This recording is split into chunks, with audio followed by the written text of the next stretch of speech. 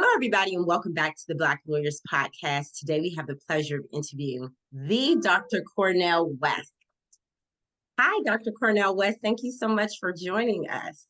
Well, you honor me by being kind enough to have me, my dear sister S.3 Carter from Washington, D.C. Yes, yes, yes. So our listeners or the people that are watching this interview know that we start every episode with legal hot topics in the news. And because you are an amazing professor, philosopher, politician, all of the above, we would definitely love to hear your feedback on some of the trending news stories that are going on. So the first topic up is reparations. There's been a revisit of the reparations conversation, particularly in the state of California, where it appears that that's where, if it's going to happen first, it probably will happen there first. For our viewers that don't really understand what reparations are, can you tell them a little bit about what the general concept of that is, and are you for it or against it? Oh, well, I'm very much for it. I've been part of the reparations movement for almost 45 years, going back to Queen Mother Moore, who was the mayor of Harlem, where I still live on 110th Street. But of course, there's the great Randall Robinson. Let us never forget him, his classic text, The Debt. And then Charles Ogletree, let us never forget him. He was one of the great lawyers fighting it. In Trans-Africa, we used to meet every other month at reflecting on how we could promote reparations, because reparations is fundamentally about truth and justice. And the condition of truth is to allow suffering to speak. So we say, let's find the truth. What was the contribution of Black folk economically and otherwise to the making and the maintenance of American democracy? And we discover levels of barbarity, levels of violence, levels of coercion, but also levels of economic exploitation, free labor. And so the question becomes, let's pursue empirically what the truth is in terms of the damage done, the exploitation that was made, and then following tort law, what kind of damage vis-a-vis the truths that we discover. And so for me, reparations is never just a matter of some kind of fringe issue. Anybody interested in a fundamental quest for truth and justice about America has to come to terms with the damage done to Black people economically and otherwise, and then the justice that's required in terms of some kind of reparations, some kind of restitution. Now, we know you can never bring the bodies back. Those bodies at the bottom of the Atlantic Ocean at City of Bones, that the great playwright in his 10 play cycle. You know who I'm talking about. Towering figure, that City of Bones that Aunt Esther was talking about. You see that you can't. There's no money that can bring that back. No way. No money can ever bring back the bodies that were lynched and so forth. But at least there ought to be some kind of concrete policy. So I'm very much for it, and I salute Adolph, Sister Yvette, and Antonio, who've been very much pushing this issue. I salute Brother Coach's essay that's played a very important role in helping repopularize the essay. But to Raymond Browns and others who've been at it for a long time, you see, and then the lawyers. I mean, good God, you all. Yes. We just had a Reba Martin, CNN attorney, a legal analyst. She is definitely one of the lawyers leading it in California, the reparations movement in California. So she was giving me a little bit more information in the interview I did with her a couple of weeks about it. But I love what you said, that there's no amount of money that's going to bring those bodies back. I do think karma is coming back in a different form. That's a conversation for another time. That has nothing to do with financial. I think people are suffering just in different ways, not necessarily financial. But in terms of the financial aspect, and then we'll move on to the second topic. I'm just curious to hear your thoughts on this. What about the argument that, well, how can you give out a payment to, whatever, the African-American people that are here now, when, how do you really define who an African-American is? Because you have so many people that are mixed, and, do you base it on, do they identify as Black, or maybe their registration card? Like, what would you go by? Because I just feel like at this point, no Black American is 100% Black. So that's, I'm just wondering, how would they even, I don't know, how would they even, what are your thoughts on how they would they go determine who about should doing that. receive it? Yeah. Right. Well, I mean, when you bring together, I was thinking of August Wilson on the one hand, a great playwright. I was thinking people like William Darity, who's been thinking about this thing for 40 years, one of the most sophisticated economic minds in the country, and others, that certainly it would have to be tied to people who were descendants of enslaved Africans. There's no doubt about that. But you're right. There's so much hybridity. There's so much mixed relations and so forth. But as long as you have some lineage, I would think. But I'm not definitive about this. If we can pursue the principle, Mhm. acknowledge the crucial financial dimension of it, and then Mhm. begin to come up with some criteria loosely tied to descendants of slavery in the United States, then I think we're on to something. I think we could probably deal with some of the looser ends of this, because you're Mhm. right. The reality is always much more complex than any theory, and that's Mhm. just the way the world is, very much so. But we've got to establish the commitment to truth and justice. The problem with America always is, as Du Bois says in his great essay, not the souls of black folks, souls of white folk, of 1920, where he says America has been predicated on the efficacy of lies. That's Mhm. why the criminal justice system so often ends up excessively criminalizing us, Mhm. because white supremacy is a lie, and white supremacy is shot through the system, and Mhm. they think that they can sustain themselves based on the efficacy of life. Once we establish some kind of resistance to that notion of living on lies, then I think we can work out who the payments would go to. Right. We'll work out the mechanics after we establish that we'll actually do it. I hear that's, you on that. that's right. One step in front of the other. I Lord, hear you Lord, on yeah. that. Now, you are a world-renowned philosopher, professor at some of the top institutions. I mean, you went to Harvard, you went to Princeton. I know you know everything about education and its systems and its impact on, you know, people essentially from schoolhood all the way up to being adults, and just like the importance of the sort of education someone should receive. I think you are the poster child for that, if anything. So tell us, what are your thoughts about DeSantis, Governor DeSantis in Florida? If you're listening, you don't know a lot about him. He is a very conservative governor who's also running for president, similar to how Dr. Cornel West is running for president. He's running for president for obviously right now the Republican nomination. And there's some policy, a lot of policies that a lot of people don't agree with. But the most recent one, he's taking everything out of public schools in Florida that has anything to do with like critical race theory. So if it could be even tangentially tied to critical race theory, it won't be in the school book. So there are things that have been taken out about parts of slavery, like the true parts of slavery or the true parts of anything dealing with race relations and things, not just for blacks, but Black Americans. Obviously, that's the main category, but it's even affecting Greek sororities, clubs, organizations that promote diversity and inclusion.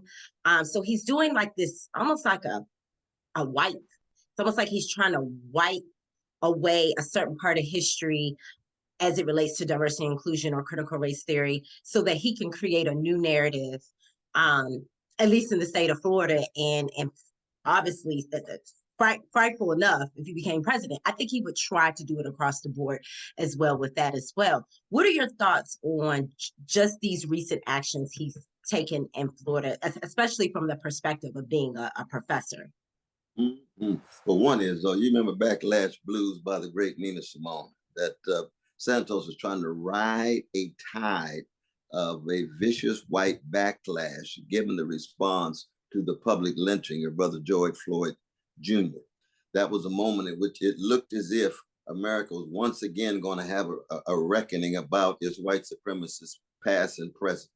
It looked as if there would be some critical reflection that would move us toward the truth about America in relation to its hatred, terror, and trauma vis-a-vis Black people. Then you got a backlash, and he's politician. He's checking what the tide looks like, and he's trying to ride the tide and he attacks Sister Kimberly Crenshaw and others who are the magnificent inaugurators of critical race theory. I was blessed to write the foreword to the book when it came out 30 years ago. And all we were trying to do is say, we want to tell the truth about America. What does America look like through the lens of enslaved, Jim Crow, Jane Crow, discriminated, degraded, precious Black folk? And America looks very different through that lens than it does the lens that he wants to look at. So he is primarily white constituency to feel good about the text that they read, so that he has to whitewash the truth, especially about Black folk, but if indigenous peoples too, so that the young people can feel good. Well, education is not about feeling good. The truth is not about feeling good. The truth is painful for anybody, everybody. You see. Now, keep in mind, I mean, America has never really told the truth about its past. So it's not as if even before the backlash, the schools were really telling the truth. But he wants to whitewash even some of the truths that were beginning to be told. And that's just a typical right wing, fallacious, tendentious, meretricious response. Now, I did write a piece in which I noted that DeSantis was eliminating SAT. I've been a part of a group to eliminate SAT for a long time. I just don't like it. Yeah, I think it doesn't measure anything for the most part. And they were going to replace it with a test that talked about classical works from Plato to Toni Morrison, from Socrates to James Baldwin. I've always been a part of that. And so when he eliminated SAT, I said, oh, okay, I got about a 1% agreement with him. I'm glad he eliminated SAT. But of course, that goes right along with his deeply white supremacist project of trying to ensure that white students don't have to deal with divisive notions. Now, how are you going to have education and not deal with divisive notions? It's impossible. We got divisive notions inside of ourselves, let alone in our society. You can't tell the story of any society without talking about the various clashes and conflicts and tensions and incongruities and contradictions and so forth. So that he's a sad case of someone trying to weaponize fears and take it to the educational system, and he has to be opposed.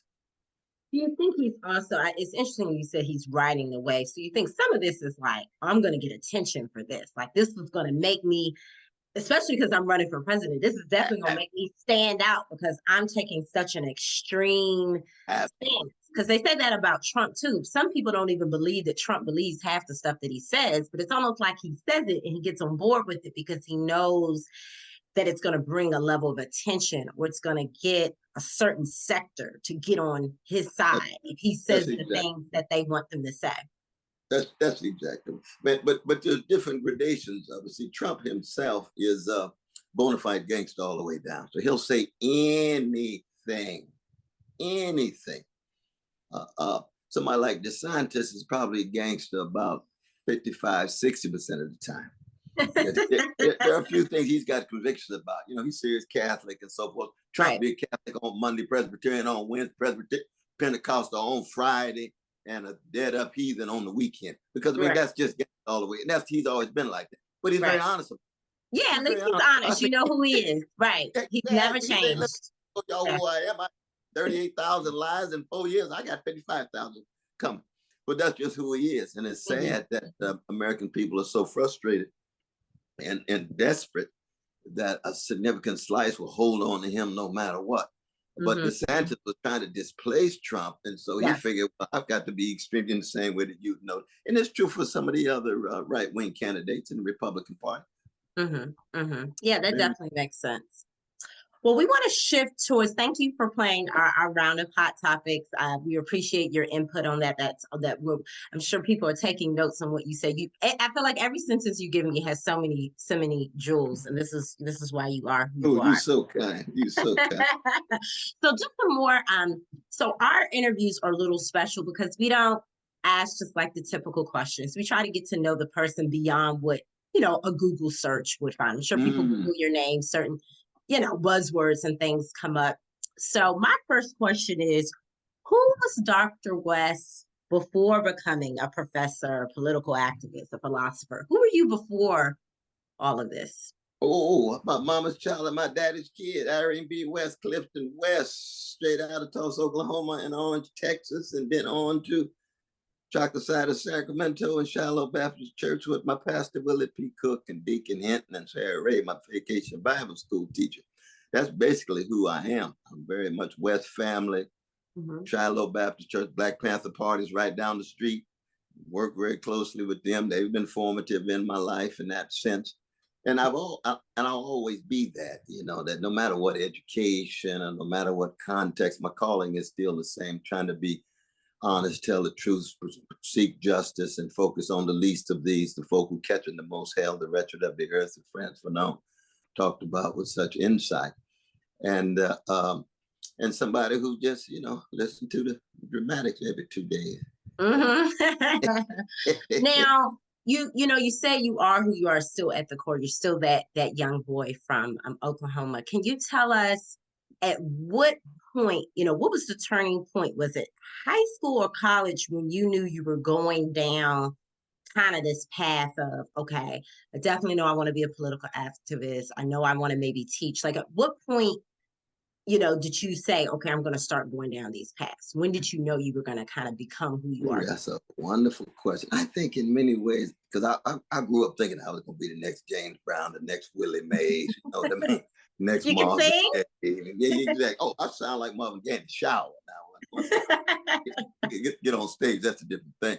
Even though in Sacramento, we just sang some What's Going On with my brother and Deja, Clifton and Deja, and had a good time. And I was in Mississippi this past weekend, and with the Precious Jenkins and Parker's brother and their family dealing with some of this vicious ugliness, and it had some beautiful, beautiful music. We all got a chance to sing together. But no, I think for me it was the death of Brother Martin.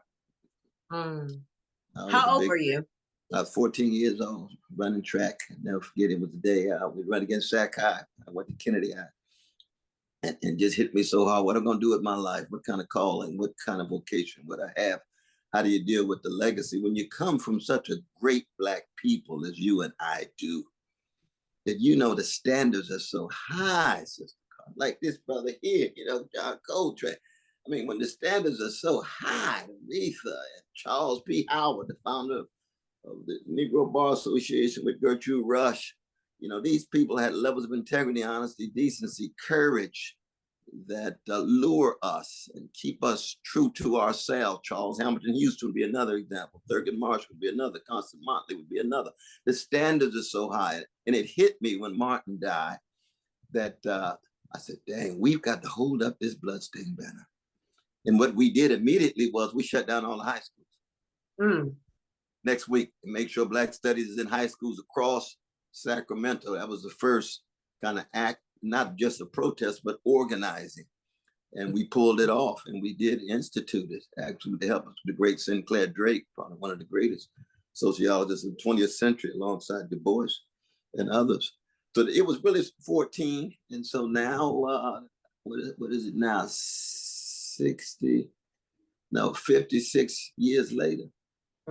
Yeah, I am. Last week, we celebrated the 60th anniversary of the March on Washington, and I was able to attend an intimate panel with his daughter, Dr. Bernice King, who that was Sister Bernice. Went to law school. She went to Emory Law, and I introduced myself. And one of the things she said was, first of all, you feel Dr. King's presence when you talk to her. It's the strangest thing. As young as I am, I could feel his presence. And when you talk to her, one of the things she said in her panel, she said, people are always asking me, so what's your legacy going to be? What's your legacy? You from the Kings. What's your legacy? She said, I was born into a legacy. I didn't ask for this, but she said, but I do think my legacy is to continue on with my parents' sacrifice. She said, people ask me all the time, would I change, him being murdered or anything? She said, I wouldn't change. She said, I wouldn't change what happened to my father, because by what happened to him, We wouldn't have a Dr. Cornel West. We wouldn't have, there's so many things that happened after his assassination that set off the rest of history where we are today. And we still have a long way to go. But I think her point was, I think he even always said that he didn't think he was going to see the other side. He would hope his children would see the other side. But he had a feeling that he would not see it. And so I thought that was a very beautiful thing that she said for sure. And I think for me though, it's like, I mean, Sister Carter, you were also born in a great legacy. Your mama, your daddy, your grandparents, your aunts, your uncles, they had levels of dignity, spiritual nobility, willingness to love, to tell the truth, to shape you and all of your loved ones and so forth. See, that legacy of Black love, Black joy, Black freedom in the face of hatred and terror and trauma is one that affects all of us. Now, it's always good and bad mixed in because we're human beings. You know, Brother Martin had bad as well as good. He wasn't a deity or a god. He was a human being who chose moral greatness, who chose spiritual greatness. And that's what I mean by the high standards. But you can be a musician, a poet, you can be a sanitation worker, you can be a professor, you could be a beauty assistant in the beauty salon or a barbershop. There's ways in which moral and spiritual greatness are always available to people who are willing to tell the truth, seek justice, and treat people right. Absolutely. Now, speaking of schools, you got you taught at some of the top institutions in the world, and obviously they're right here in the U.S. What were your favorite classes at Harvard and Princeton when you were there? Oh, that's a good question. I was blessed to meet W. Du Bois's second wife, Shirley Graham, who was quite a revolutionary, in some ways even more than him, pushed him even more to the left. But she taught at Harvard under the great Guinier, Hewitt Guinier, Lonnie Guinier's father, the great Lonnie Guinier, just died, first Black woman professor at Harvard Law. But that was memorable. But there was Martin Kilson, Preston Williams, Sockside 2 with Samuel Beer, Israel Scheffler's course on pragmatism, Roderick First course on ethics. Every class I was in, I had a good time. I really did. Like going to the Apollo, you know, who you gonna like more? Is it Marvin? Is it the Temptations? It's gonna be Stevie Wonder. Well, you love all of them. Gladys Knight, you love all of them. Well, I loved all my classes, my Hebrew classes that I took, my Aramaic classes, my Greek classes. I just had a good time. I really did. Well, here on the podcast, and I'm sure my viewers are tired of me saying it, but I'm going to say it until the statistic change. Less than 5% of U.S. attorneys are Black, and less than 2.5% are Black women. So typically in our spaces, if you're an attorney or a lawyer, or law student, you are coming in a space where you are one of very few, or you're the only one. So my assumption is you're going to Harvard and Princeton during the times that you went. There were not that many of people that look like you in those spaces. Is there a particular time that you account when you felt like you were facing some form of discrimination, and how did you handle it? Well, it's very interesting. You know, I think of my roommate like Robert Gerard, loved very deeply, roommate like Neil Brown, both became lawyers, and we would always reflect on what we were up against. You know, I was thinking Brother Malik Shabazz and Trent Wright dealing with the case down in Mississippi, Black lawyers, what they had to go against. So it's always not just me. I'm just a little small wave in an ocean. But probably my worst experience was one of the first classes at Princeton when the philosophy professor walked in and said, "This class is for rational beings only." Then they look at me. Interesting. I said, "Oh, no, that's fine. I don't know. This is for rational beings only." I said, "Oh, Lord, got another white supremacist here." Because I just sat there quiet. He didn't say nothing. So then he said, "Well, we're going to start right off asking who wants to give the first presentation on Frege, sense, and reference." I raised my hand right away. I was the only one. So he looked at us. Shoot, did he let you give the presentation? Came back that second week and put a smile on Toni Morrison and James Brown's face simultaneously, let alone Mama and Daddy. You know when you got to throw down, Sister Carter. But I wasn't throwing down for the white folks. I was throwing down for my high standards that are the people who produce me. See what I mean? I'm never trying to persuade some white normative gaze. I know what that gaze is, Right. but I'm going to hold up the bloodstained banner of the tradition that shaped me. Raymond Pace Alexander. I mean, we got some of the most brilliant legal minds to come down the pike. You see, and intellectuals as well, musicians as well, painters as well. Now, if you hadn't become who you were, like a political activist, professor, all these things, what other maybe path would you have gone down? What else interests you that maybe the audience wouldn't know about you? That's a good question. Wasn't for Jesus, I'd probably be in jail for a long time. I go to jail all the time, but I go to jail based on choice, for struggle for justice. But no, because I grew up pretty thuggish in terms of my treatment. I had Robin Hood sensibility. I wanted to make sure everybody had something. I went to all black schools, Camellia and Wilsey Wood and so forth. Kennedy was integrated to high school, but I just wanted to make sure everybody had something. So I get in fights all the time, take people's food and had extra food to give it to folk that didn't have nothing. And so I got kicked out of school. No school would take me for a few months when I refused to salute the flag. So I probably would have certainly been in prison for a long time. I may end up in prison. You never know. Nothing but the Lord holding me together. But in addition to that, I guess if I had learned how to play the piano, now I started for a while. If I learned how to play the piano, whoo, Mary Lou Williams, Duke Ellington, Count Basie, McCoy Tyner, Jerry Allen. Oh, Lord have mercy. I'd be playing the piano right now in Mike's basement after dark, every Thursday and Friday and Saturday night, having the time of my life. My mom made me learn how to play 3 instruments, and I fought Which ones was it? Which ones?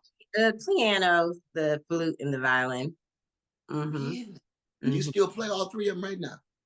I could probably still play the violin because that's the one I played the longest. I actually was a part of the DC Youth Orchestra, so I performed at the Kennedy Center stage and everything when I was younger. I sometimes look back at those photos and it seems like a different lifetime. But music is music. I love music as well. Music is it's so much a part. I mean, I did play classical violin myself. I was first violin, but that was high school. That was just that I stopped.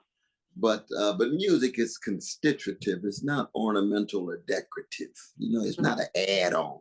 It sits at the center of who we are, especially Black folk. Because yes, I feel like a lot of our movements have been pushed and spread through the music, especially in the 60s, 70s, 80s, even now. A lot of the music you listen to, it will reflect the times you're in. So that's why we should be careful who we're popularizing in the music, because our children are listening to it. It gets in your soul, it gets in your spirit, it's how you think. Exactly. Very impactful. I mean, I was blessed to write a song with a genius named Bootsy Collins on his album Funk Capital of the World. We call it Freedom, Freedum. When if you're free to dumb down the music, you're free to dumb down your life. You have to be able to recognize freedom has a burden. It takes strength to be free. If you just be licentious, then that's not mature. Freedom is something that is a choice based on a maturity that allows you to recognize that freedom goes hand in hand with the dignity, hand in hand with the decency, hand in hand with an integrity. And that's something we all aspire to. And we all fail, you know, but we got to get up and keep moving. We got to bounce back. Well, I always say freedom is not free. So. Ooh, that's it. That's it. That's one of my favorite phrases. Now, is that you? Was that Nina Simone? Or is that both of y'all? I don't know. I have to Google and give the right credit to who said that. But that's one of my mantras. I think in any field that you're in, I think it sums it up. Freedom is not free. And I think my mom says it a lot. She was a big government employee. So she says, oh, you guys are walking around and you don't have a care in the world. You don't know how much it takes for you to just walk around the United States and have certain freedoms. You don't understand what's going on behind the scenes. She always used to tell me that. So she instilled that in me. Wanted to switch gears really quickly, getting ready to ask you just a few questions to close out the interview about your actual political campaign, because I know you are running for president. Before I ask you those few questions, how do you think we can have more, more activists, more politicians running that are Black? I mean, I think I've seen somewhat of an insurgence recently. They don't always win, obviously. I mean, you've had candidates that, try to run. And you have Stacey Abrams. She's tried to run a few times and she almost made it, but not quite. Right. Um, what do you think we should do in terms of getting more activists and politicians that are Black in the running? Well, one, we've got to make sure that the impediments and obstacles that are in the way need to be pushed out of the way. It's very, very important. Our anthem is what? Lift every voice. Not lift every echo, though. We don't need politicians who are just echoes of silos. We Mhm. need politicians who are like the musician. You got to find your voice. It's like you on the piano. You got to find your voice, right? That's distinctively Jay Carter. Politicians have to have the same kind of courage, same kind of internal spiritual struggle. And that means that they have to be willing to cut against the grain. They've got to be willing to speak the truth, not just the power, speak the truth to people who don't have a lot of power, Mhm. because the truth will set them free, just like the truth will set others free. And that's what we don't have enough of. We got too many politicians on the gravy train and not on the freedom train, not on the love train. And that's all colors, but this is true Right. for Black folk as well. Well, speaking of colors, you are part of the Green Party. Can you tell our audience, a little bit more about the Green Party and, do you hope to see more people being open to this particular party? Just because I think when people think of politics, they really just think Republican, Democrat, maybe Right. independent. So can you tell us a little more about the Green Party and why you've decided to run in that particular party? Well, one is just as someone lifting one's voice. I'm fundamentally committed to the least of these. So I look at America through the lens of those who are dealing with mass incarceration, those in the hoods, in the barrios, the reservations, working people. What is it? 63% of all American citizens live paycheck to paycheck. Hmm. Richest nation in history of the world. You got too much corporate greed at the top. Hmm. And so the question becomes, well, where is that particular insight, vision, and analysis going to be promoted? Republican Party, no, they moving toward neo-fascism. It's sad, it's ugly, it's pathetic, it's barbaric. The Democratic Party itself claims that it's concerned about poor and working people, but it's so tied to Wall Street, it's so tied to militarism abroad. And so when you look at Trump versus Biden, once again, you say, oh my God, this is a laughing, makes America, the country a laughing stock.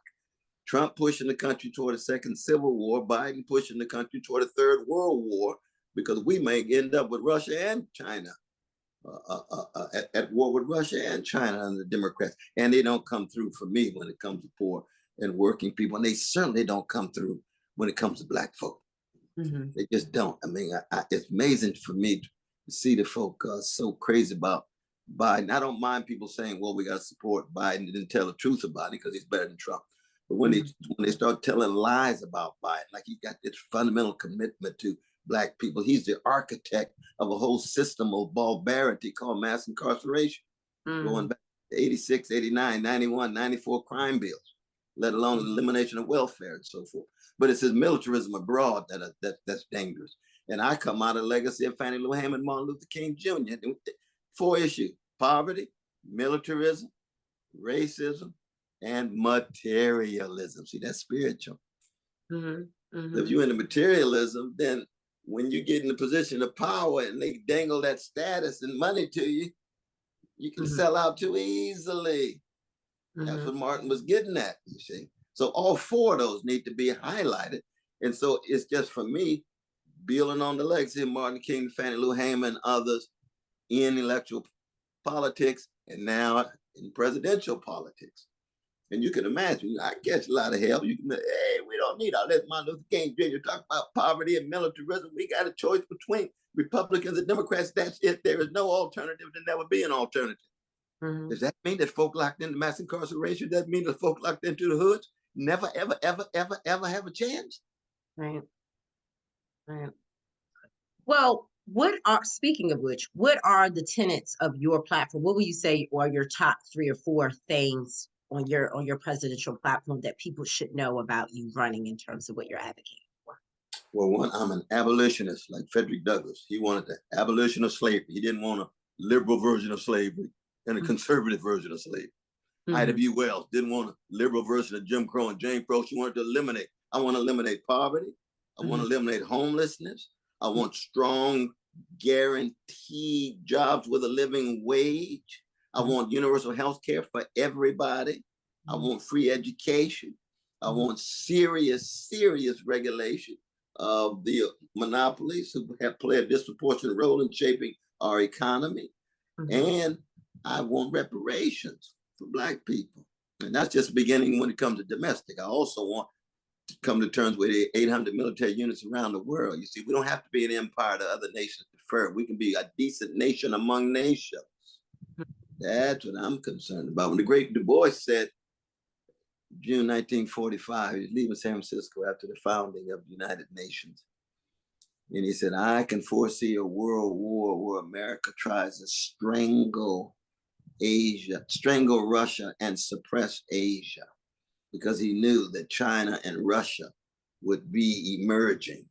And the question is, how do you create a world in which poor and working people around the world can be empowered without the need for high military weaponry buildup, which is tied to profiteering as well, vis-a-vis China, vis-a-vis Russia. And we can see now there is a good chance in the next few years that the United States could go to war with both Russia, as was given what's going on in the Ukraine with NATO and so forth, and with China, given what could possibly go on in Taiwan.